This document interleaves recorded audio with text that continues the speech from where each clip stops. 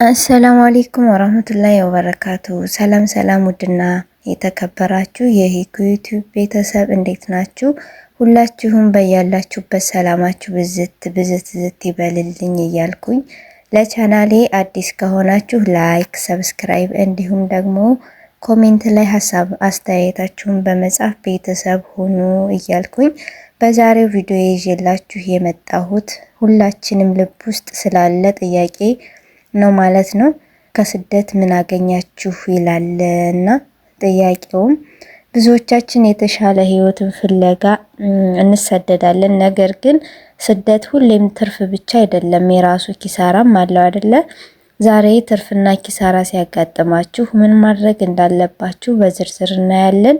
እስከ ቪዲዮ መጨረሻ ድረስ አብራችሁኝ ሆኑ እያልኩኝ መጀመሪያ ከትርፉ ስነግራችሁ ስደት ትርፉ ምንድነው ብለን ስናስብ ያው ከገንዘብ በላይ የተለያዩ ነገሮችን ልናተርፍ እንችላለን። ለምሳሌ ያክል ገንዘብን ብናይ ያው ለራስና ለቤተሰብ ትተርፋላችሁ፣ ለራሳችሁ ነፃነት ታገኛላችሁ ማለት ነው።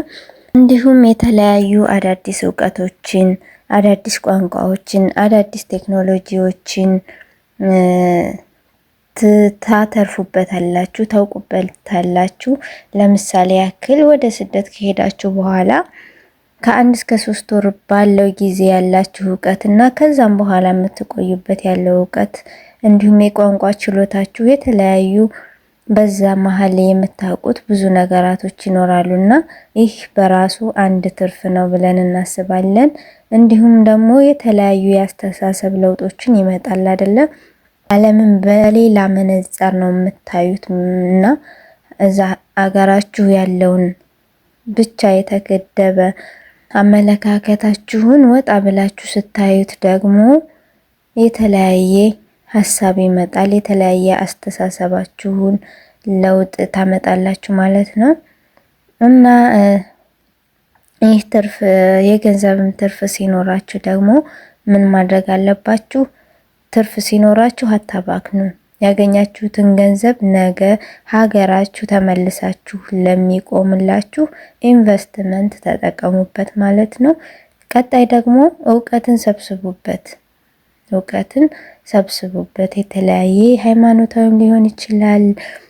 እንዲሁም ደግሞ የተለያዩ ነገ ሀገራችሁ ገብታችሁ ለምትሰሩት ስራ አዳዲስ ስራዎችን ለመፍጠር እውቀቶችን ሰብስቡበት ማለት ነው እና ወደ ኪሳራው ሲሄድላችሁ ደግሞ ስደት በጣም ዋጋ ያስከፍላል እና ኪሳራውን በዛው ልክ ነው። ትርፍ አለው እንዳልነው ሁሉ ኪሳራው ደግሞ በጣም ይከብዳልና በጣም ከባድ ነው ማለት ነው። ምክንያቱም አሁን ለምሳሌ ያክል ስናይ የጊዜ መባከን አለ አይደለም? በስደት በወጣትነት እድሜያችሁ የምታባክኑት ጊዜ እሱ በራሱ አንድ ኪሳራ ነው። ምክንያቱም ለብቻ መኖር አለ። በወጣትነት እድሜያችሁ 10፣ 15፣ 7፣ 8 እነዚህን አመታቶች በስደት በምታሳልፉበት ጊዜና ብዙ ነገራቶች ያልፏችኋል። የእድሜ መባከን አለ ማለት ነው እና እንዲሁም ደግሞ የስነ ልቦና ጫና አለ። በዛ መሀል ብቸኝነት ሲሰማችሁ የቤተሰብ ናፍቆት፣ ማንነታችሁን ታጣላችሁ። በዛን መሀል ደግሞ እዛ በምታሳልፉበት ጊዜና እንደናንተ የሚሰጣችሁ ክብር ደረጃ ዝቅ ያለ ስለሚሆን በዛን መሀል ስነ ልቦናችሁ ጫና ሊደርስባችሁ ይችላል። ስለዚህ ይህ አንደኛው ኪሳራ ነው። እሱ እንዳለ ሆኖ ደግሞ የጤና ማጣትም አለ። ጤና ማጣት ከከባድ ስራም ሊሆን ይችላል፣ ከጭንቀትም ሊሆን ይችላል የሚመጡ ህመሞች አሉ እና ይህ አንደኛው ኪሳራ ያደርሳል ማለት ነው። ከስደት የሚተርፈው ኪሳራ ጤና ማጣት። የሰው ልጅ ጤና ከሌለው መስራት አይችልም፣ ገንዘብ ማግኘት አይችልም። ስለዚህ ይህ ሁሉ እንዳይመጣ ደግሞ ምን ማድረግ አለባችሁ?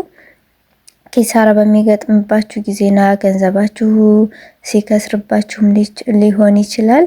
በቃ ቅርብ የሆነ ጓደኛ፣ ጥሩ አስተሳሰብ፣ ጥሩ አመለካከት፣ ጥሩ ምክር ለናንተ የሚሰጣችሁ ጓደኛ ጋር በማውራት ሀሳባችሁን በማጋራት ትንሽ እረፍት ማድረግ አለባችሁ። እና ራሳችሁን ማጨናነቅ የለባችሁም። እና ደግሞ ራሳችሁን አትውቀሱ።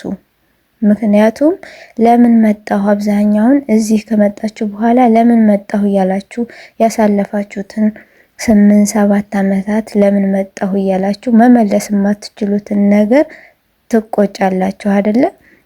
ስለዚህ ያ መሆን ስለማይችል መመለስ ስለማይችል ወደፊት ላለው ነገር ብቻ በማሰብ እቅድ በማውጣት እና በመወሰን ወደፊት ላለው ነገር እንትን ማለት አለባችሁ፣ ውሳኔ ላይ መድረስ አለባችሁ እንጂ ለምን መጣሁ እያላችሁ ራሳችሁን አታጨናንቁ፣ ራሳችሁን አትውቀሱ። እንዲሁም ጤናችሁን ጠብቁ።